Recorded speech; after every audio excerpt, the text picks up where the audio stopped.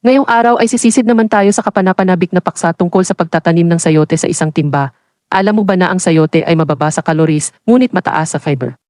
Na ginagawa itong isang mahusay na karagdagan sa iyong dieta. Ang gulay na ito ay kilala rin sa mga katangian nitong antioxidant na tumutulong na palakasin ang iyong immune system. Ang sayote ay mayaman sa bitamina C at B, pati na rin ang mga mineral tulad ng potasa at magnesyo. Una, pumili ng isang malusog na sayote mula sa tindahan o sa palengke. Hayaang tumubo ito sa pamamagitan ng paglalagay nito sa isang lalagyan na may tubig. Sa loob ng ilang linggo hanggang sa magkaroon ito ng mga ugat, susunod, pumili ng matibay na timba na hindi bababa sa 12 pulgada ang lalim na may mga butas sa paagusan sa ibaba. Punan ang timba ng mahusay na pagpapatuyo ng lupa na may halong compost para sa mga sustansya.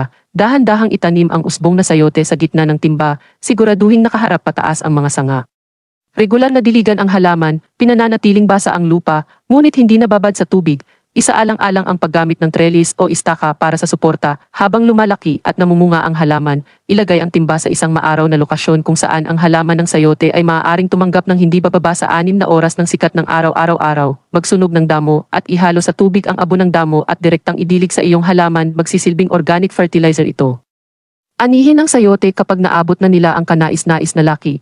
Karaniwang mga 4 na pulgada ang haba. Ang pagtatanim ng sayote sa isang timba ay isang kapakipakinabang na karanasan na nagbibigay daan sa iyo upang tamasahin ang mga sariwang ani mula mismo sa iyong sariling tahanan. Salamat sa pagtutok at kung nakita mong nakakatulong ang video na ito, mangyaring bigyan ito ng thumbs up at mag-subscribe sa aming channel para sa higit pang mga tip at tricks sa paghalaman.